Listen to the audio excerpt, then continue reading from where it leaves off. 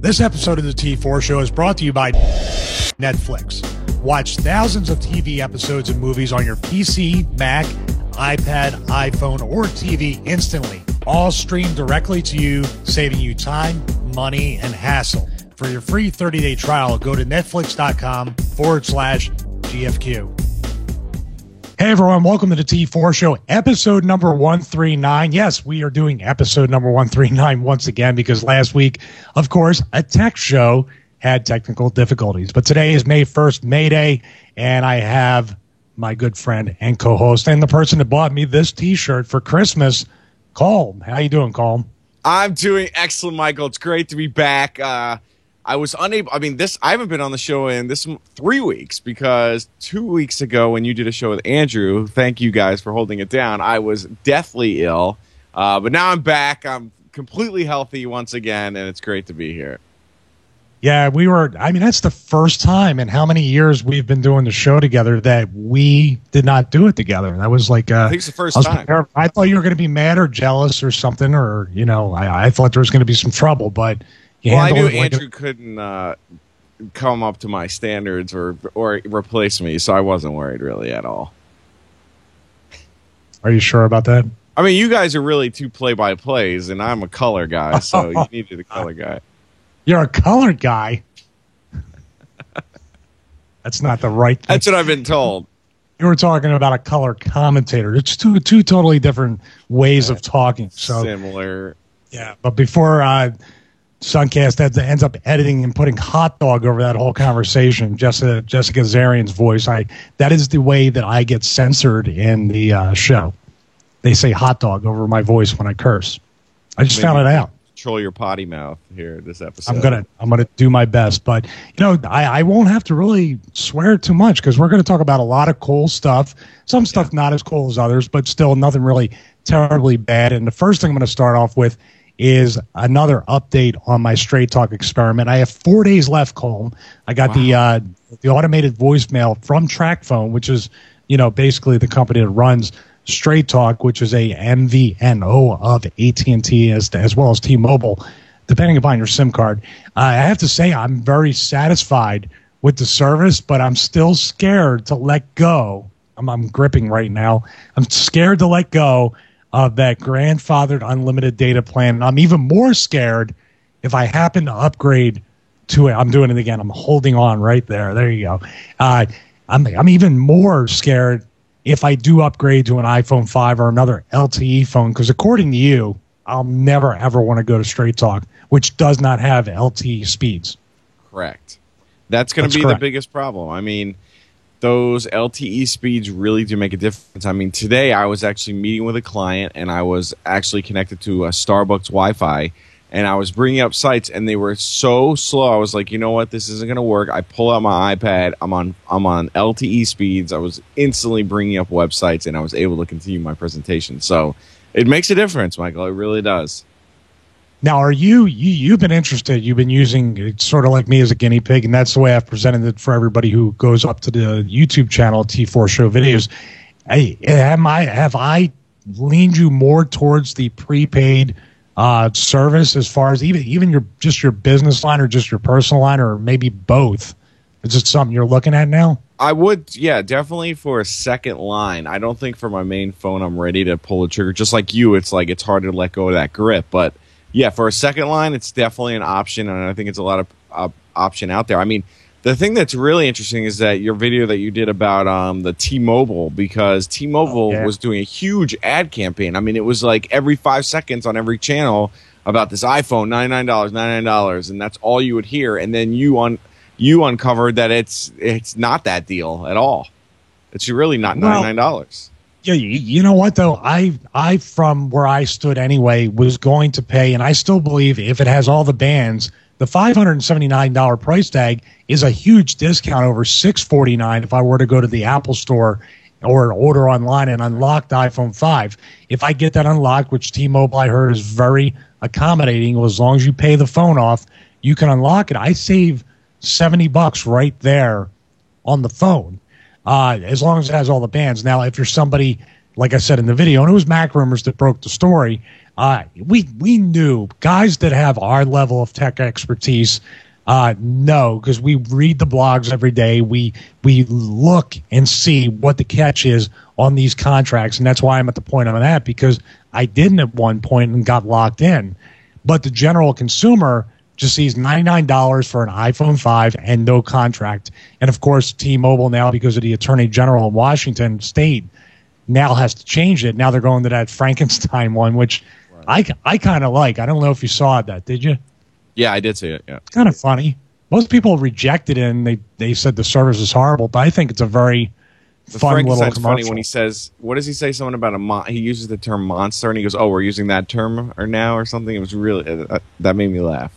Yeah, it was funny. He goes, "Yeah, I have a huge brain too. I have a bigger brain than a normal person." He's using all these things to try to rationalize that he's smart. Well, you got to watch the commercial. It's up there. You go to YouTube. Well, they got to do pretty much anything to try to get users pretty much on their network. I mean, let's be honest. And at one time, I thought T-Mobile was just going to go away, but I guess they're making one last push, and they're hoping that the iPhone is going to be the thing that saves them.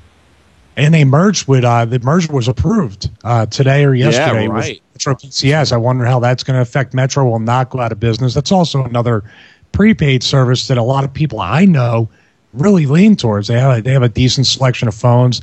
They have 4G LTE depending upon where you live, and it's affordable, no contract. But you know, it's an MVNO. That's I believe CDMA, not GSM. So I'm wondering how that's going to play into the T-Mobile, network strategy with their coverage. Yeah, I don't know about you, but my whole feeling on CDMA is that I just have a bad taste in my mouth when I think about, like, I've only traveled, now granted, I've only traveled overseas once. You've traveled overseas who knows how many times. So having that GSM phone does make a difference, I think, in my opinion. Oh God, I would never even play with the fact of having a CDMA phone outside of a Verizon iPhone 5, which is a GSM. It's a world phone, and it is unlocked for iPhone 5 from what I understand. So that would probably be the only thing. But no, I'm going to stick with GSM because that's just the way it's going to be in the future, in my opinion, anyway. But speaking of phones, since you talk about T-Mobile, there's a T-Mobile version out of a specific phone, and there's also an AT&T version out of another phone that I had in my hands this week for a short amount of time. Right. And those phones are these. Go ahead. No, I'm curious to hear what your thoughts on it, because I have not held one. Well, it was the Galaxy S4 from Samsung and also the HTC One. Quickly about the S4, I don't see much difference. The software that they really have loaded into the phone is, even at my level, and I think your level, and Suncast is also here. You can chime in if you'd like. It's daunting at our level, and we're interested in all the features. We want to know what it has. To a general consumer, I think it's just really information overload, and it just looks like either a smaller Note 2 or just a bigger S3, which I don't think anyone that has either one of those. What's that? It's the same footprint as the S3. They just pretty much got rid of bezel. That's what they did. Pretty much. It's a 5-inch screen. It is a really nice screen, but I don't think it's something that would make me want to. Put it this way. This is the simple review on the S4. The Galaxy Note 2 is still the best Samsung Android phone on the market, hands down, and you got quite a few months before the Note 3. It's a powerhouse. It gives you everything you want. When you add that S Pen, believe it or not, you will never go back to something like the S3 or S4. Agree? I have not even seen it, but of everything I read, I agree. The only thing that I read that was a negative is that I read a whole thing about how you cannot unlock the bootloader on the S4.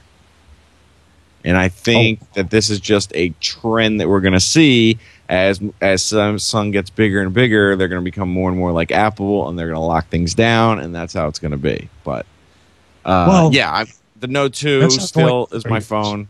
What? Yeah. No, I was going to say that's not the way we'll talk about the HTC, but it's not the way I think everybody is going. But I think you're right about Samsung. But you have the Note 2. Yeah, I have the Note 2, and I like seeing the technologies that the S4 is bringing to the Samsung line, and I can't wait for them to be on the Note 3. But I mean, there's none of those features like grabs me as like, oh God, I have to have that phone. The biggest feature that this phone has that all the other phones have, and I say it all the time, is that right there. Is that I'm able to take off this back and I have unlimited battery.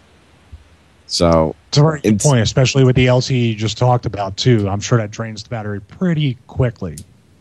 Well, even with this phone, I mean, you can do hardcore. That phone's got a 3100 milliamp battery. It's 600 milliamps more than even the S4, which is bigger than the S3. So you're talking about.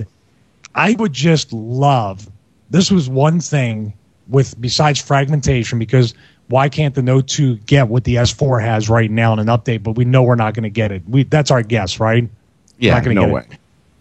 I just wish that a camera on the Note 2 or the Note 3 could match this. And this is the 4S. What was the camera like? Did you see it? On the S4, it was, it was good. I had that little feature where you can plug your face into it, but it looked like you were like my boss had the phone and he was showing me a picture of his daughter, and his face was kind of like inlaid in there from the front-facing camera, and he looked like a ghost. It looked like he was haunting the picture. It was like really eerie, and I was like, I don't like that. I don't think it's cool. There are other things where you can actually remove people in the background and stuff, which I didn't try. That's kind of cool, but that gimmicky, it screams gimmick to me. Really? All the stuff that's on there. I love, but isn't that every Android phone? What's that? Isn't that like every Android phone has some sort of gimmick? No, well, yeah, I mean, but this one is just like if you saw that major Broadway production or even the Samsung style India launch video. If you saw that music video, please go see Samsung style India. Oh, that was so bad. It was really bad. It really is too many gimmicks. Okay, let's say the Note 2 has the S Pen and the big screen. I don't think either one of those are gimmicks, even though we initially thought so. The S4, I can't even name all the new software enhancements it has. Can you call them? I can't even think of a name for them. There's like the eye thing. Yeah. What else? There's the hover thing. There's just so much. Yeah. Well, the hover thing was the Note 2. They True. Well, no, that was only with the pen. Now it's with your finger. Which with your finger. Then they got the hover scrolling, which I don't think is too useful because the touch experience of a phone is very important. If I gesture, we're not quite there yet. I don't think Kinect showed us we're not there yet, and I don't think we still are. Oh, we have from the chat room a question. Rush29928 says, supposedly all of the S4 software editions take up almost 7 gigs of data. Is that true? Yes, I haven't read that, but I could totally believe it.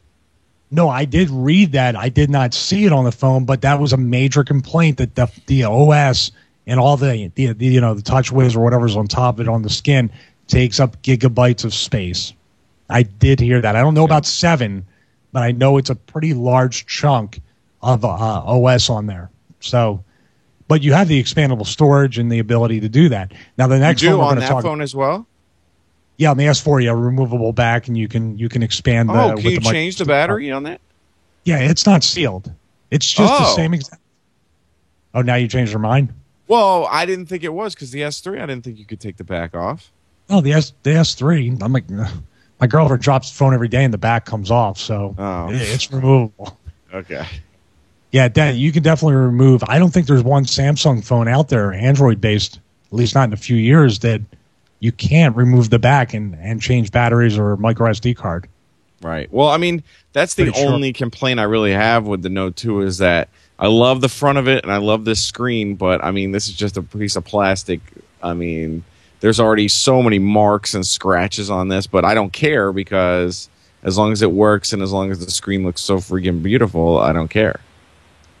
Well, you can get scratches on this too, on the iPhone 5. Right, true. Well, you get those scuff marks. I don't know. Just something about that phone feels good, and that's why I want to hear your thoughts on the H2. You can replace the Note 2's back. That's the whole thing. If you do scratch the back, at least you have some way to spend $10 for a new back. It's not a big deal. That's on the other point too. The HTC One. Now, is this a phone that interested you, being a former iPhone user? Well, the only HTC phone I've ever saw, and that was a phone that you had, was the Evo, which I thought was a great phone, and I liked the build quality of that. I thought it was a nicely made phone. I'm not so keen on Sense, so that was my only reservation. And Andrew got it, and I got to see it there. I love the look and build of that phone. Like, I wish the Note 2 was built like that. But from what I see inside the phone, I'm not that impressed. Yeah, I had a little bit of time to play with the HTC One. The hardware is beautiful. It does remind me of an kind of like it's a mix between the iPhone 3GS and the iPhone 5 with the build quality of the 5, but that curve in the back of the 3GS, it was pretty nice. Do you remember that, or was that the 3? Right. 3GS and 3 had that. Yeah. Yeah, yes, both correct. had a curved plastic, but this is aluminum with a little plastic kind of band in the middle, or whatever material to hold it together.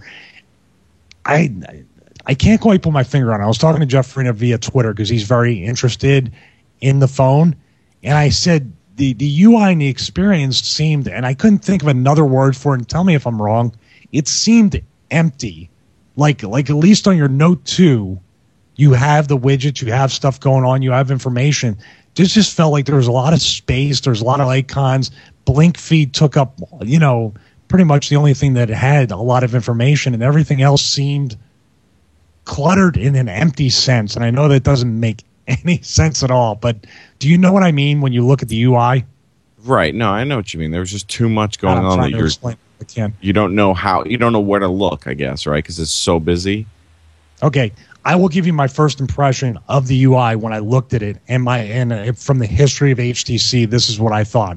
I looked at Sense and I go, wow, this isn't going to get updated too often. And it's already I think it's got 4.1.1 on it, right? Or 4.1.2. It doesn't even have 4.2 on it. 4.1.2, I think. It just got released, and it doesn't have the latest Android operating system on it. Apparently, they're pushing the latest version of Android on there slowly. What? Who's that? That's Who is that? Android. That's the Android. Suncast, are you doing impersonations now? Yes, I am. Oh, that was a really good Andrew. It's the big bad voice from the clouds. Wow. Wow. Can't believe it. Everybody, all the stars are out tonight. Yeah, look at that. Can't pull up websites. So Andrew, I shouldn't have. Is Andrew here, or is is it a recording? Or it's me. I'm in the office right now. No, I'm sorry. It's just a recording. Who's talking to me? God, I have this whole Andrew. It's like back in the days when I had Vince in one ear and I'm trying to commentate in the other. It's just confusing. Michael, I'm in the gorilla position right now. I understand. Only about 5 people in the world understand that, but that's okay. I know what it is. Andrew, you were right, though. You were absolutely right. I prematurely tweeted, as I do in other situations, too. I prematurely tweeted that it was a nice phone. It was pretty cool, I think I said in the tweet. And you're 100% right. I don't like it. I think it's awful. It's a beautiful phone. I mean, the design and the display are absolutely stunning, but the lack of battery life and the lack of the latest version of Android really, wasn't great for me. So then why am I reading all these reviews about, and you guys, it seems like when I heard both of you talk about it, it seems like dead on. But yet I read all these tech reviewers and they're all like, oh, HTC One is the phone to get. Do you want my theory on this? Yes. I think people are taking payola. You heard it here. It's the first thing I thought, too, is people are getting paid. I do not see anything special about this phone. Other than the beautiful design of the phone and the beautiful display, if you add in the camera quality and you add in the battery life, it's absolutely atrocious. HTC at culmination. You're going to defend. Oh, here we go. You see, this guy, he will change his mind if he gets an HTC One next week. I don't have one, so I can't say. No, you don't have one, so you're going to go along with us. Then you're telling HTC on the show that we're providing an objective review on the device to tweet you so you can get free stuff so you can keep your big fat mouth shut about it. That is your interpretation of what I said. Can I just say Bill Savage in the chat room is absolutely right. The speakers are unbelievable on this thing. Really? Yeah, amazing. Well, guess what? Better than a dock? guess what? I have a Logitech Bluetooth speaker for $79 that I pair to my iPad and my iPhone, and there you go. You don't have to go out and buy a $600 unlocked. It's $600 or something like that for the developer edition. Is it better? Are the speakers better than like a dock? The speakers are better than any phone out there, but Wow. what do you mean as far as a dock? Okay. You're going to buy this phone for speakers? No, I'm not buying any phone. The Note 2 destroys all, so it's the one phone to roll them all. Yeah, but, like the belt. but at HTC tweet at Culmination, right? So you can tell. I mean, them if they want to working. tell me about the phone, I'll listen. Let me. I'm gonna switch it over here for a second. Okay. Hey, Coleman, I've heard a lot of insults. I've heard a lot of people call me a lot of different names. Has Yes. anyone ever called you a glass hole? No, I'm hoping that in the future they do, though. Here we go again. At Google tweet at Culmination on Twitter. Give them a free. I've already Google tried it. Glass. Yeah. I have in trouble saying this. Google Glass Yes. is a reality. The Explorer Google edition. Glass. Is that what you're saying? Google Glass. Glass. Are you going to ship Google your pants? Glass. Google You gonna ship Glass. your No, pants? we're not going to. We're I not just shipped sponsored my by pants. Market. Google Glass. I'm going to say Yes. it again. I was reading Engadget updated all week about how they were using the Google Glass, and pretty interesting, but also with the fragmentation of Android and the way that Bluetooth 4.0 and Bluetooth Low Energy are not supported across the board on Android, unless there's an announcement in May in Google I/O. Excuse me. I don't know how or what devices they're gonna release a compatibility list. Because say someone has a very old, I don't know, say they have an S2. I Right. don't think you're able to use Google Glass with the S2. I think it has to really be an up-to-date Jelly Bean experience with this Bluetooth chipset and the low energy built into it. So they didn't say on Engadget, at least I missed it, which device the person was using all week with the Google Glass Explorer edition. But I don't know. Would you'd pay $1,500 for this thing? No, I would not pay $1,500. What would I you think pay? how much would I pay for this? I'd probably pay Yeah. $200, $300 for it. Do you really think it's going to go down to $200? No, I don't, and I think that's the reason why this is not going to be a big success at the beginning. I'm just having phones ring here. But they just released a new video. I don't know. It's too bad we can't pull it up, but they released the how to get started video, and it seems to me like the whole video is basically like a giant Google Now card, right? It's like in wrestling when someone points to their thing and says, "I'm really smart." It seems like the person's doing that all day long, or swiping, or doing this. It's really kind of, I don't know. There's going to be laws that come out now. Google Glass, how far? I keep trying to say it because I want to say it correctly as time goes on. How far are people willing to take? Pretty much, I guess, life casting. It's called life casting everything. I mean, are these things going to be banned in certain situations, like in bathrooms and in other places where it's kind of inappropriate to start videotaping stuff or take a videotape thing and automatically share it up into the cloud? I think in gotta be federal stuff. buildings, it's going to have to be Airports banned. too, yeah.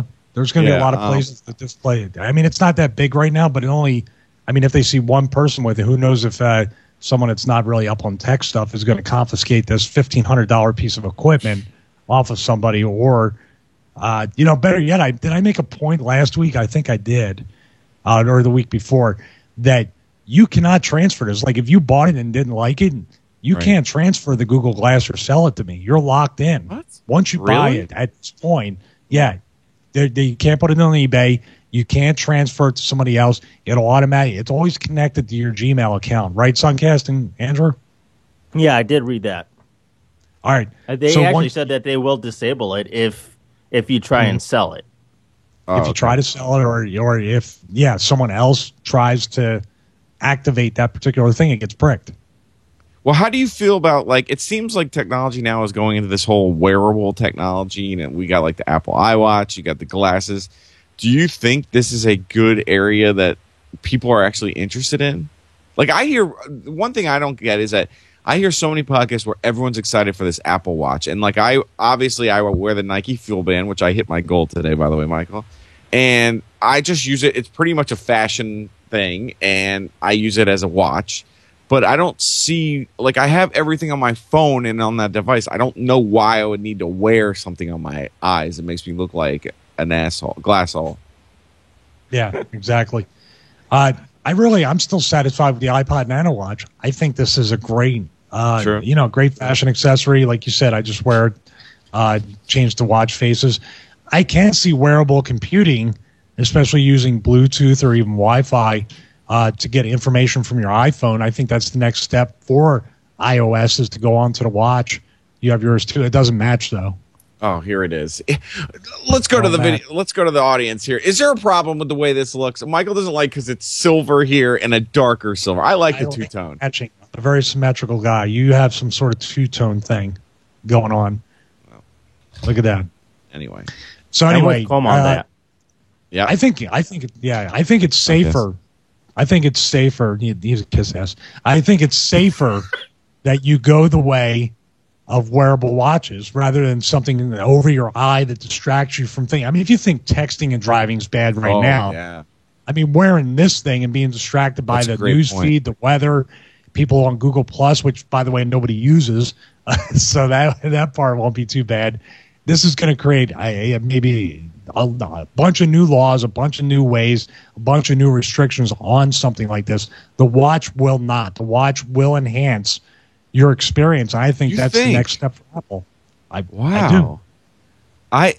It's so funny because I don't see. I feel like I have a little mount in my car for my phone, so when I'm driving, I want to have it right there. So thus, when I get a text or anything, I can just look up at it. Now, I promised my wife, and I'm really trying hard to not text while I drive. Like, I can look at it when I'm stopped at a stoplight, but I cannot do it while I'm driving, and I'm getting better at it. But I really do like. It's very dangerous to do that. I mean, it does help that I'm on Android and I have Swipe. I don't know how anyone on an iPhone could do it because you have to hunt and peck. But with Swipe, you just go. So, yeah, with the glasses on and like if something pops up and let's say I'm driving and there's like a pop up of an alert or a tweet, like that is definitely a distracting thing that I have to now worry about, not only for myself if I ever have Google Glasses, but the other idiots in the cars.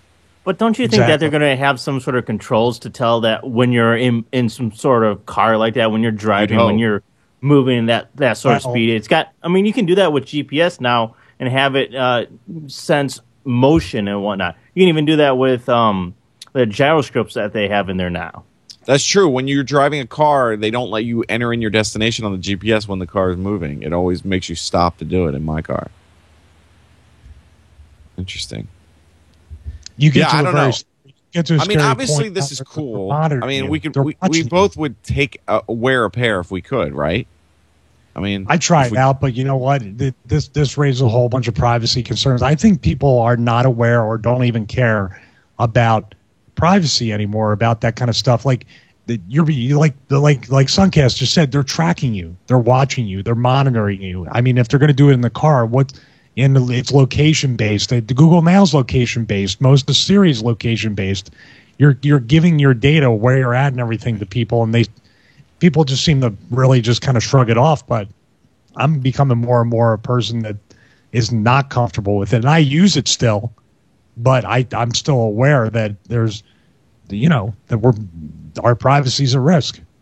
Facebook's doing it all over the place right now with Facebook Chrome and everything. If you're using a Gmail account, in my opinion, you have no privacy. Agreed. So you can email us at t4show@gmail.com. Yeah. I mean, if you set up your own website and let's say it's at culmination.com, that would be the only email that I could have somewhat of a privacy. I mean, still, whoever I'm hosting my email still has like GoDaddy, but that's more safe than everything that's in my Google Now is they know, because how else would Google Now work if it didn't have that access? True. Right. True. You know what? We're actually going to, we spent a little time on the iWatch, but we're going to really, for the first time, really skim over an Apple story and get on to the video game stuff. Apple's WWDC 2013 kicks off June 10th with new versions of iOS and OS 10. Yes. Do you really believe that iOS is finally going to get the complete overhaul that Johnny Ive is hoping to bring to it? Yes, and the reason why I'm going to say this is if you look at the invitation, which if only Andrew was there to bring up the picture of the invitation, this is the first time, and this is my own analyzing because I am a graphics expert apparently. You can tell they used a very modern font.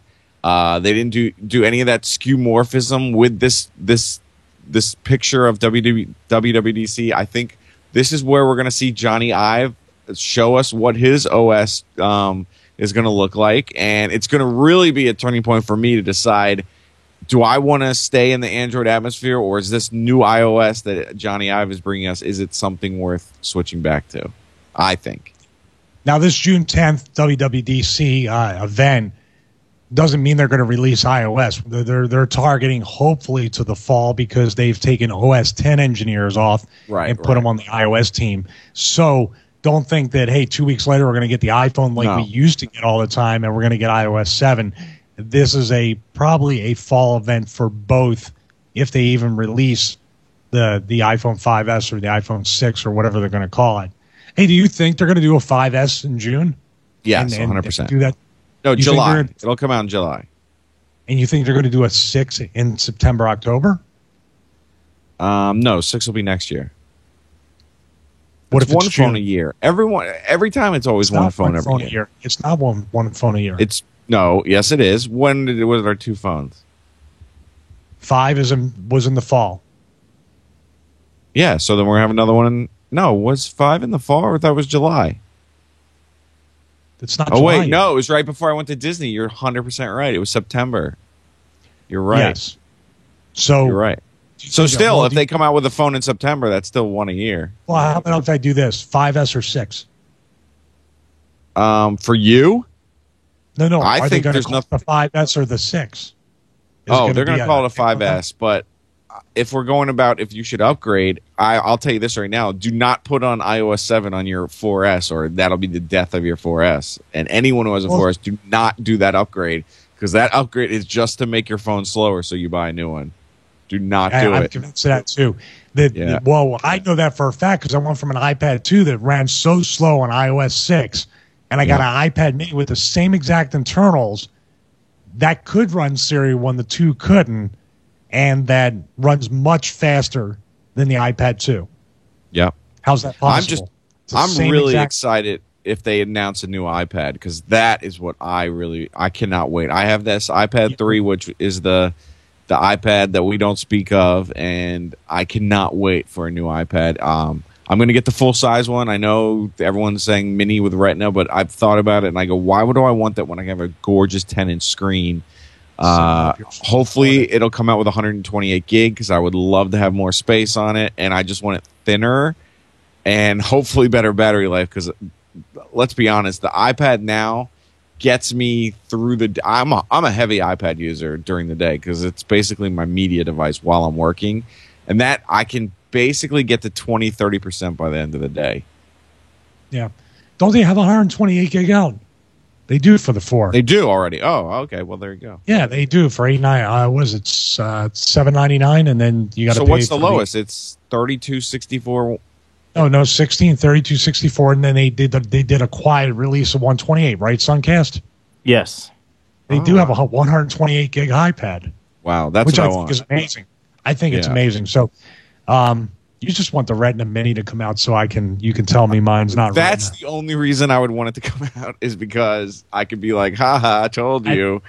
I sometimes miss the larger iPad, but I love the Mini, and I don't feel like I sacrifice screen real estate at all. It really is perfect. You don't? I don't. Not when I'm watching. You know what? You think that, though, because of that really nice bezel on it. I'll have to admit, when you hold that thing, the way they have it designed where it's so minimal bezel, it makes it feel bigger than it really is. But when you really have one stacked up next to a big one, it's definitely noticeable. The big one's got a bezel. The big one's it's got a giant bezel. It's such a waste. Well, then, I mean, it's a what's the iPad? 9.7 inch, and this is 7.9. The iPad is a 9.7 inch screen diagonal. The iPad Mini is a 7.9 inch, and the bezel on the iPad bigger one is bigger than the iPad Mini, which is a lot thinner. So you're not going to convince me. And I got Verizon LTE, so I'm not giving. That Verizon I got that for a premium. So, yeah, I mean, here's the thing. Going back to the iPhone real quick, whether it's a 5S or a 6, I really do believe that I'm just going to go with a 5 very soon because this is about 19 months old. After about 18 months, the battery starts to degrade. I'm starting to get worse battery life.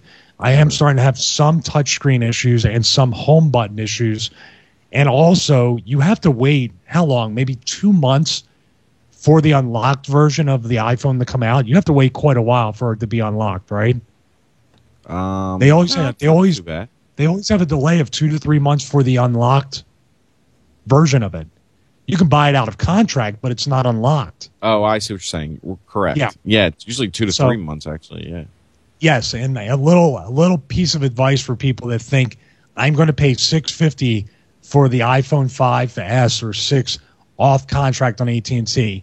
When you buy it, no commitment, they still extend your contract. What do you Remember mean? I told you about that when I was going to buy it, and I said, well, I'll buy it.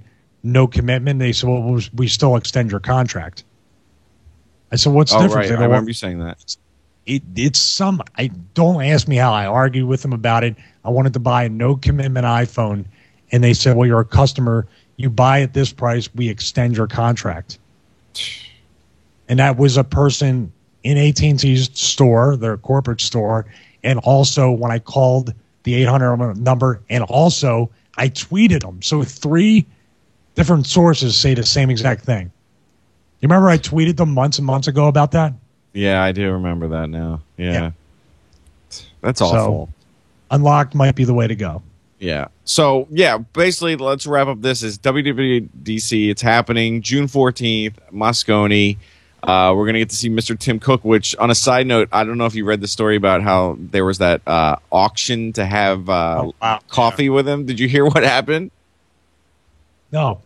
Oh, all right. They had a bid for $600,000. It turned out someone stole a credit card to make the bid.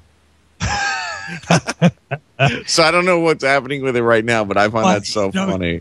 Don't make a joke bid because that bid is binding. You cannot make just a bid for the sake of bidding. They were real clear on that. So I wonder how the I just wonder the credit card. It had to be like an American Express Black card or something, one of the ones with no limit.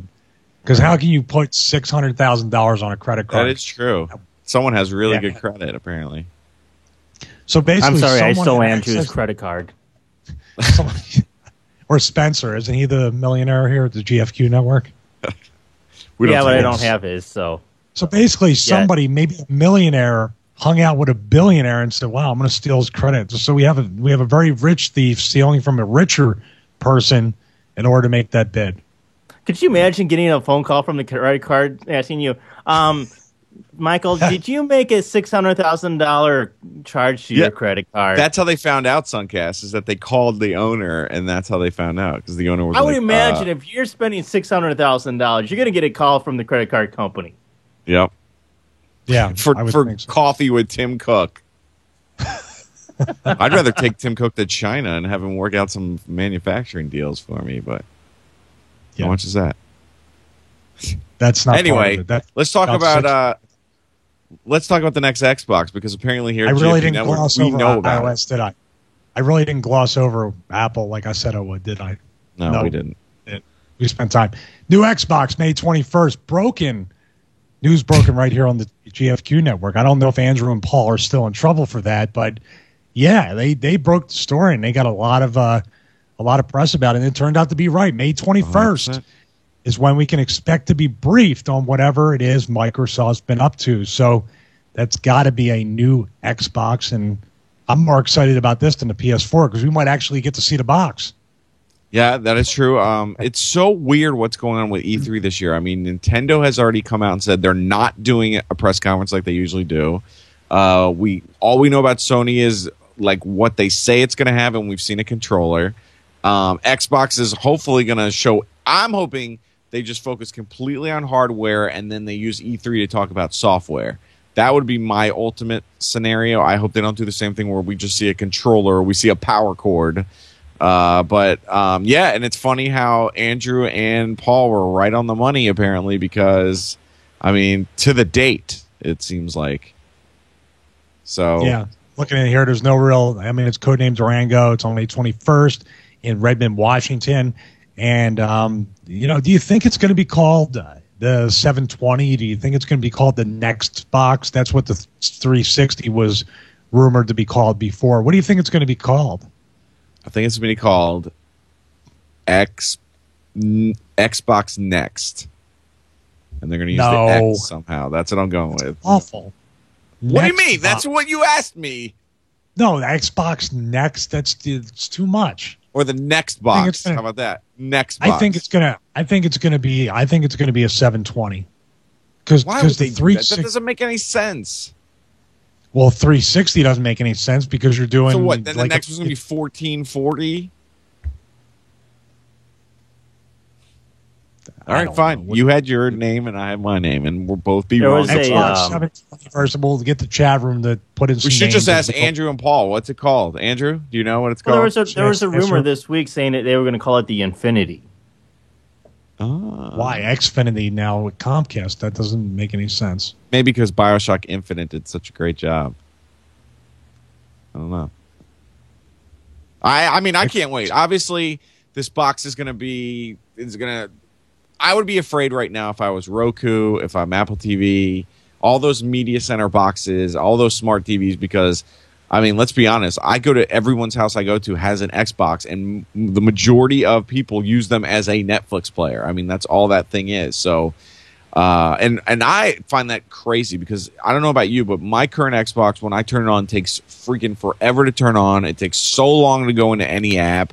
Then there's an update. I'm not a fan of it. I think it takes forever to work. So, well, since you mentioned Xbox, since you mentioned Roku and all that stuff, go to the next story about Xbox 360. One of our favorite shows, probably our new favorite show that almost overtakes Person of Interest on CBS, is a show on the CW network called Arrow. It's basically the Green Arrow, and it is an amazing show. It reminds me even more of Batman and all the other stuff. You turned me on to that, and it's an amazing show. And now you can view full episodes of every show on the CW network, including Arrow, the very next day after it airs, which I think is huge. I remember Heroes on Netflix used to do that. Yep. And now the Xbox is doing this. This is even scarier, like you said, for Nintendo, for Sony. The Xbox is becoming all they got to do is get a deal with Comcast or get a deal with a bunch of cable companies, and that is your cable box. Game over right there. Yeah, and the funny thing is, now if you think about what was going on is when Google bought Motorola, right? And Motorola, I believe everyone's cable box, or depending on who you're with, is a Motorola branded box. Now Google owned that part of Motorola with the boxes, but they recently sold it off again. So I don't know what's going on there, and obviously, and the funniest things about all our cable boxes is that if you look at the back, there are all these ports that are just not even enabled, which is so ridiculous there because you could basically put a USB drive up to it or something else, but they don't even allow you to do that. So yeah, I think it's only a matter of time. I think we're still a couple years away when, hopefully those channel providers get smart and realize, hey, we have all this original content. People will pay us a monthly fee to get that content. I mean, granted, I don't know what kind of deals they have with the different networks, but it would seem to me like a la carte is the way of the future with especially television. I mean, and the way that Netflix is putting out original content, I would just hope that, and the Xbox, not only can I play a game on it, but I can watch all my favorite TV shows on it. I think we're too ahead of the curve for a lot of people. I think people still, especially in this ADD society, they channel surf, they flip through channels. It's almost like they like to have the choice, even though they only watch the same 9 channels that everybody else does, whether different. If I had NFL Network, ESPN, and maybe a couple channels like History Channel and H2 and stuff like that, which Paul talked about on What the Tech, they don't really cover history anymore. There's all these reality shows. I would probably be if they gave me one channel that I had to watch 24 hours a day, it would be the NFL Network. If I could just get that, I'd probably go to terrestrial, HD antenna TV to get all my networks and go with, I don't even have to do that because the Xbox who knows? NBC, ABC, all these other well, not NBC. That's owned by Hulu or the other way around. But you can get anything you want, network-wise or cable-wise, a la carte, one way or the other. Eventually, that's my opinion. And then you can even order a pizza on your Xbox. Because I mean, even though I think that's ridiculous, it is genius that they came out with that. I mean, it's very forward-thinking by a company. I mean, it is Pepsi though. Do they still own Pizza Hut? I don't know. I think we said it on one of the past shows. They might have stole the idea. But I mean, and also this is something, I mean, you can speak of. I mean, you probably saw this years ago, but both the UFC and now WWE have their like pay-per-view apps where now it doesn't even, you don't have to go to your provider and give them the money. That was WrestleMania was a disaster though, from what I heard. True, it's definitely in the early stages. I mean, it was great that they tried it. It was great that they tried. I'm not saying the first UFC event when they did it on Xbox was a total disaster because I actually bought it to see what it was like, and it totally failed. And they gave us the next one for free. Like we couldn't even watch it. So I'm sure that's the same thing they're going through. But doesn't that show? I mean, I'm assuming WWE is going to get more money off of the money people throw down on Xbox from the pay-per-view than they would if someone bought it on Comcast. I just assume that, but who knows?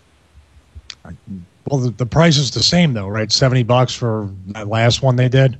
Right, but I don't know how much of that percentage they are having to pay like a Comcast or Verizon and how much they have to pay like a Microsoft.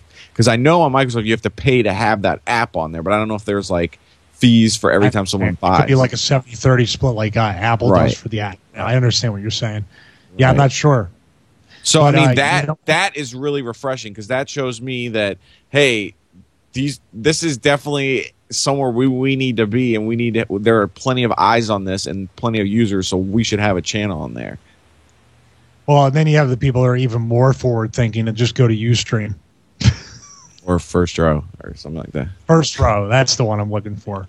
There you go. You know what? We're going to actually, we talked about the Xbox, but now we're going to go full bore into video games. Yes. And the first thing I'm going to talk about, since I really do, you say nobody watches it, but I love streaming and recording video games. I think it's fun. It's cool. It's a dream that you and I have had for many years to do basically seamlessly. We've gotten closer and closer. Now, the Intensity Extreme I had was Thunderbolt, but you had to use Wirecast, and the settings were just crazy. I finally picked up something you and I have talked about, and that's the Game Capture HD from Elgato. And if you don't know who Elgato is famous for their iTV software and a bunch that worked with our HD PVR. Yeah, different. They have different pieces of hardware, but their software, iTV software, was great to be a computer's DVR for your cable, for your for other types of entertainment and everything. And we used it to record video games too with the HD PVR. Now, of course, we had 2, 3, 4 second delay over USB 2.0, and that was a problem. But the Game Capture HD, there's something in the software, and I don't quite know the workflow yet, where you can do live commentary, and on the screen it syncs up with the video exactly how you're voicing over the game, which is great. I have not figured it out yet. I'm sorry. I was going to say that I know Jeff Farina, who we've mentioned already, friend of the show, is using that same thing, and he started doing some voiceover stuff. So we need to ask him about that. Yeah. Now, mind you, I did the most the clunkiest, most difficult way to record video games in the history of mankind over the years, and that is using the PS3 to try to record Fire Pro Wrestling Returns. The PS3 is infinitely more harder than the Xbox because of the HDMI being locked down because of HDCP. Xbox 360, because with this, I'm going to put it up to the camera. And what HDCP means for everyone at home is basically they don't want you to copy Blu-ray movies. Yeah. Now, this has an HDMI pass-through, which makes it very easy, just in and out, or in this way, back out to your TV. But on the PS3, you have to use, I'm going to go to the other side, this AV thing here, and then you can go out on HDMI. But, Colm, explain how hard it is to switch your video settings on the PS3. Well, first of all, the whole menu system of the PS3 is they have too many options there. You have to go through and you have to switch your resolution, but if it isn't right, nothing shows up, and then you have to know the button combination. Then if you screw up totally, you have to know about how to hold down buttons on your controller and the console just to reset it back to a resolution that your TV supports. So If you screw up one time and turn it off when it's the wrong resolution and you try to hook it up, it's a nightmare. There's a whole bunch of different variables that it took me just for the PS3. I plugged the Xbox in afterwards, by the way, and I'm going to compare the times. It took me about 2.5 hours to get the video for Fire Pro Returns right, get the settings, and I still had to voice over using GarageBand and sync it up, which it wasn't exactly in sync, but close enough. I mean, it was easy. At that point, I just wanted to get the video up. But I went through a whole cavalcade of, oh, now the screen's not coming up. Now I got to hit the button combination. Now the sound isn't right. Now I got to do something here. And I finally got it right. I couldn't even tell you what I did to get it right because I was so far. You know, when you're trying to troubleshoot so much, you forget what you did 3 steps ago. That's the point I got. I just wanted to play the damn game. The Xbox took a grand total of 5 minutes to set up, counting plugging in the cables. Because all I had to do was switch to 720p or 1080i, and I was done. That's it. Right. So much better. If you're a PS3 gamer, which for Fire Pro Returns and MLB The Show, which are the only 2 games I play on the PS3, it may be worth it to try once in a while, or maybe even downgrading the components, because at least I know I don't have to do any kind of weird hackery into the video settings or display settings. But if you're an Xbox 360 user and you want to stream the Twitch seamlessly, this is going to be a great thing for under $200, anywhere from $159 on Amazon to $179 at the Apple Store. I highly recommend it, man. I really do. I mean, if I was doing console streaming, that's the one I would get, because we've tried the HD PVR, you've tried the Blackmagic, and now you have this. And if you say this is the best one, then I 100% believe that that's the right one. Yeah. Well, I have not tried the Roxio Game Capture HD out, but I do have a Windows laptop here, and I've heard some pretty rave reviews about that. Really? The only is I have heard some really good things about it. Now, if you're a PC gamer, I think the Roxio only works on the PC. I don't know if the Game Capture is PC compatible or not. But if you're a Mac user, you can't use anything else besides this. This is the only one, and it's a good thing because it's the best one. That's my opinion. Okay. So tell me about this Fire Pro Wrestling then. Oh, you couldn't wait, could you? All right, I'm going to preface it with this. All right. Andrew Zarian says this game is awful. You sort of don't know yet about the game because I don't know yet. The controls. Here's something that's going to convince you that this is the greatest wrestling game ever made. Okay, tell me why. Because how often do I talk about wrestling? That would be never. How often do I like to talk about wrestling? That would be never. How often do I put up anything on YouTube related to wrestling? Well, occasionally. You put up matches. Often? Sometimes. I would say, yeah, once a month. That might be not much of an example. Yeah. How many times do I tell you, buy this wrestling game? It is amazing, and I had so much fun playing a wrestling game, and I'm talking to you about wrestling and the moves and how to do it. Does it affect your judgment that you can be put into this game? No, because I'm in WWF and WWE games, and I don't play those. Oh, that's true. I'm in like 6 video games. Do you ever go in and look at your stats and think that they should be edited? No. Don't lie. No, I would totally. I would give myself a 10. They should be. Even though they should be. Myself a 10. All right, so tell me why Fire Pro is so great. Tell me. Well, I think Fire Pro Returns and the Fire Pro series has that. You know what? I'm going to call it the Mario effect because you can understand that. I can. It reminds me of a time in my life playing video games where it was just amazing. It was so much fun. It was like it's that Mario effect for people that love Nintendo. Right. That's the only analogy I can think of. Does that make sense to you? It does make sense because it's basically playing to nostalgia. Now, my question to you, though, the control. No, I'm not. I'm going to go one step further. I don't want to cut you off. the control system, the reversals, the things you can do, the detail in it, even for being a 2D game compared to the 3D games we have today and the Unreal engines and the Ukes engines and all that stuff. Right.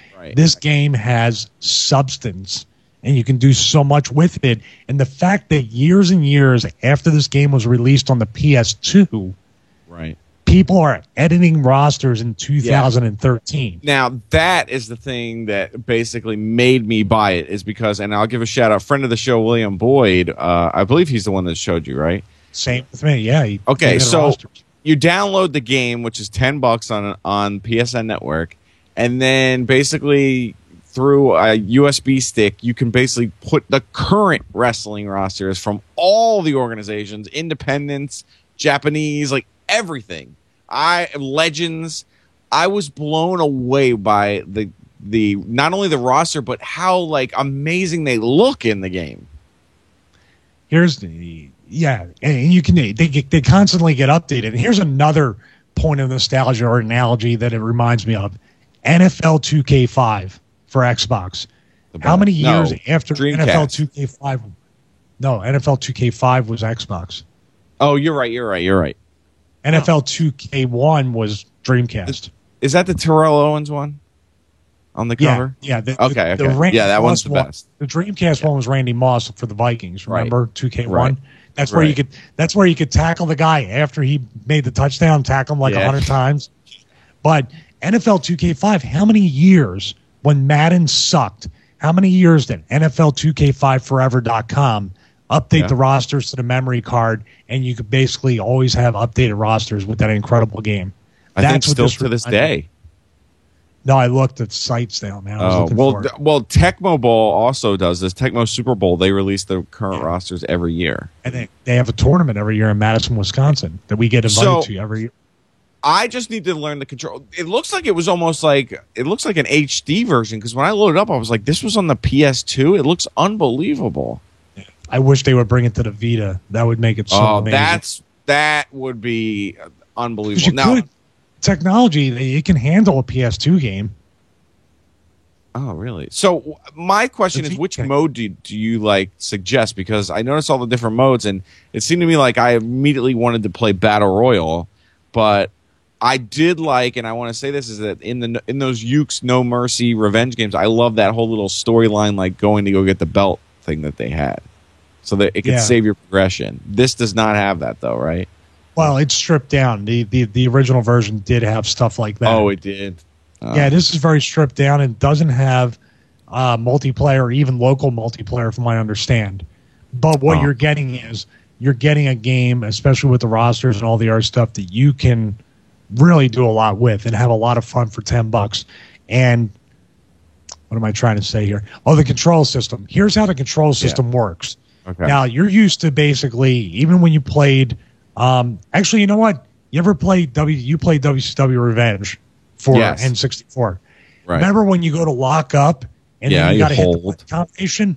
Yeah. That's what this is. When the guys come back, and it's like this. When the guys come back and they lock up, the minute they touch, you have to be the first one to pick the direction in the button. And the fact is, you have like the strikes, like the punch, chop, all that stuff. Right. Then you have the body slam and the suplex or whatever. Then, of course, if it's early, it's stupid for you to go for Stevie Bomb or your finish or whatever, because you're going to get blocked and backdropped. That's so there's a lot of that more realism or psychology with doing it, because you don't want to go for your finish right off the first lockup. You can. You have to wear the guy down. And if you do too many moves, you start to get winded. Did you notice that? And you have to hit because there's no UI. There's no meter. There's none of that. No, you just start breathing heavy. Right, I noticed that. Wow, but just seeing the roster and going through all the names, I mean, that I sat there for like 20 minutes looking through all the different people that it had, and that was the best part. Whoever did that, whoever did all that work, that tedious work, deserves to be recognized for that, because it's amazing to do. That's not easy to do. How did they do you? Do you like your character? Do I like it? Yeah, did they do a good job with you? It's from 95, 96, 97. I was trying to be right to censor Steven Richards, but he wasn't there. All right, we're done talking about wrestling. By the way, that's maybe it. That's DLC. That's it. That's my quota for the year until the next Fire Pro comes out. It's an amazing game. It's $9.99. You go to the PlayStation Store, get it.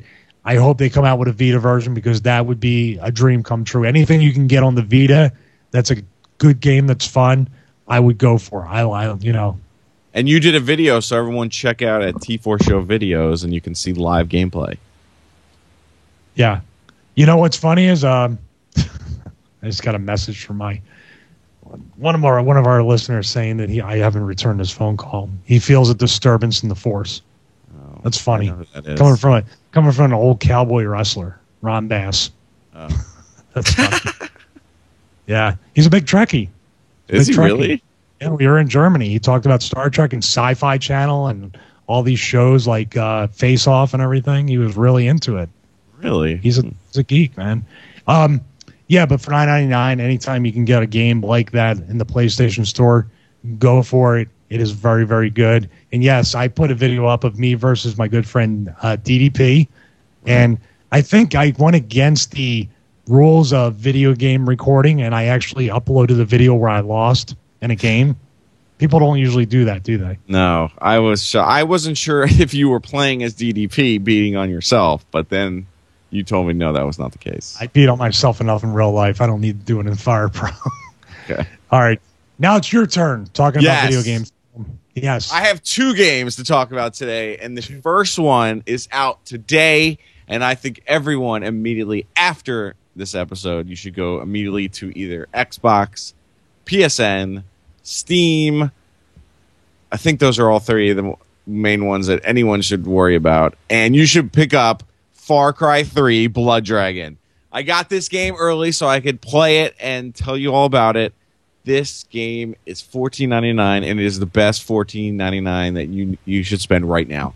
First of all, let me say this. If you were born before 1989, this game was made for you. If you were not born from 1989, yes, you'll still have a good time, but you're not going to get a lot of the jokes.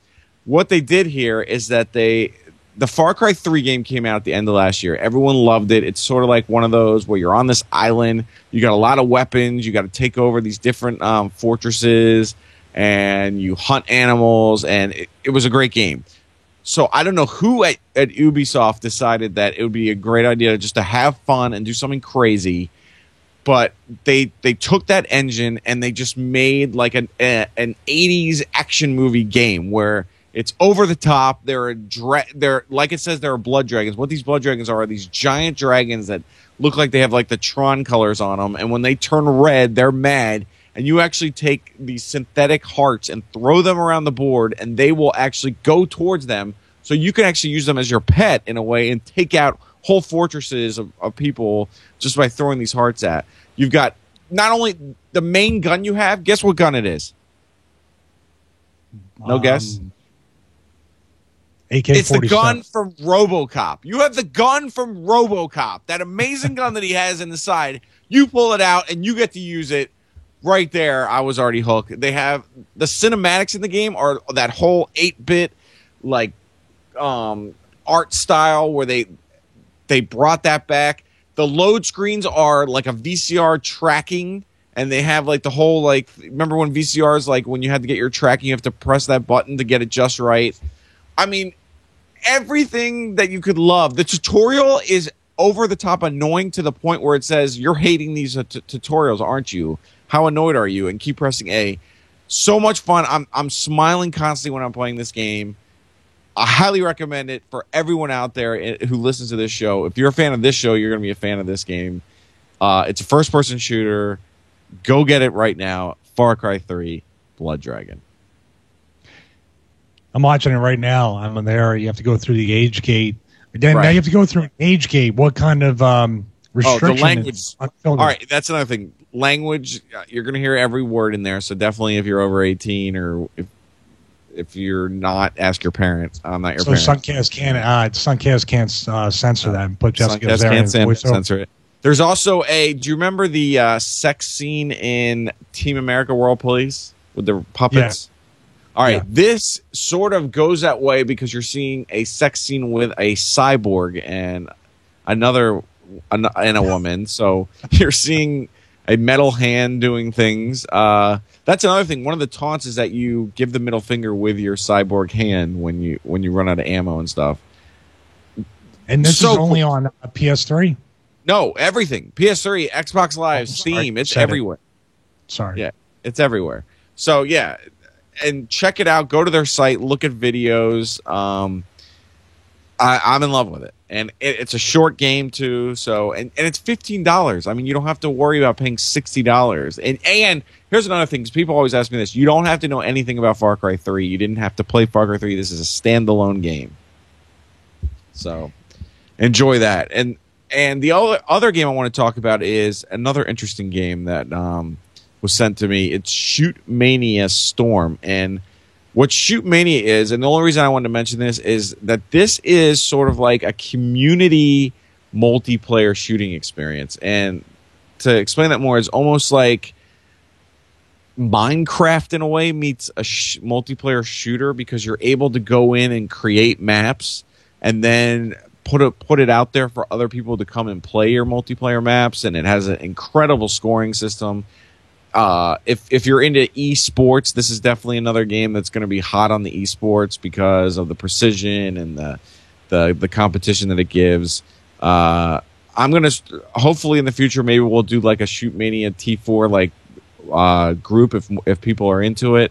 The beta's out now. I think everyone can get into the beta and play it and try it out, but I think the way that they're integrating the map creation with the game is the most interesting part. It's sort of like, I mean, it's making us do all the work for the developer in a way, but it's interesting because of the huge success like a Minecraft and stuff has. So those are the two games I want you to try out, but my pick of the week is definitely Far Cry Blood Dragon. Yeah, I you have no credibility saying we should get together and play video games. We got about a 2-minute video of Minecraft, which very very entertaining, but we never touched Minecraft after that. You never play Madden. You never play Ghost. You play 2 levels of Ghost Recon with me. I'm not buying it. Do you still own that game? Yeah, it's in the. I forgot to bring it back. Well, Far Cry 3 is a single-player experience, Michael. So I'm talking about Shoot Mania. Shoot Mania. Shoot Mania. Yeah, well, yeah. Well, hey, maybe people are into it, and if more people into it, then I mean, it's no Dota 2. If I'm not into it, so if only I'm into it, that's not good enough. But if you're into it, then it judges games, because if you really like a game, that means it's really. I see your tweets with SA and Brad and everybody else, but not including me. Well, you don't have a Steam box. I mean, that's a problem. I got a laptop right here. Fine. Where's Steam? Steam installed? Is it installed? Will an i3 run Steam? Will an i3 run Steam? An i3 will run Steam, correct. Not great. I mean, you're not going to be able to jack up the graphics, but you'll be able to play. Maybe I'll just go with the Retina and run Windows on it. That's possible as well. Okay. I mean, you could also run Steam, the Mac games. I mean, Borderlands 2 is on Mac Steam. That's true. Well, I'm looking back at the chat room. A lot of people are talking about the Xbox and also talking about Fire Pro. A lot of good stuff. And also the naming convention for the iPhone. A lot of 5S's. So our other people, yeah. I'm looking back. There's a few people that actually say the same thing I'm saying. They're making so incremental. Just a quick point that it's not exciting anymore. It doesn't seem. That's why you want the Android. It didn't seem exciting with all this stuff going on. Right. Also, Bill Savage makes a good point. When I was talking about the pay-per-view for WWE, they're actually doing it even better. He told me that he tried to buy it for WrestleMania. He tried to buy through the app, and they make you go to a website, purchase it there, get a code, and go back to the Xbox Live. So looks like they're making 100% of the profits that way. Wow, that's a good way around it for them. That is, but it's not very easy for the user. The user just wants to go on and hit OK and be charged with the credit card that's in their Xbox. So I don't know. That's a good point. Yeah. So well, I think that's it. Unless you want to talk about Netflix. No, it's not about it. We got to talk about Netflix. So, you can go to netflix.com/GFQ. and you get free 30-day trial. Colm and I, though, have been Netflix subscribers for pretty much forever. And, lately, since we came over to GFQ Network and we got Netflix as a sponsor, every week we do a pick. And mine, historically, for the first few weeks, was Batman Under Red Hood. That was dethroned by the Justice League season 1 and season 2, which I watched both seasons like 3 times in a row. And, it gets me in a lot of trouble at night. That's the new Batman series. So I'm going to go with would you like that storyline to be the storyline for the Justice League movie? I don't know because it's all over the place, really, and it's all it's weird.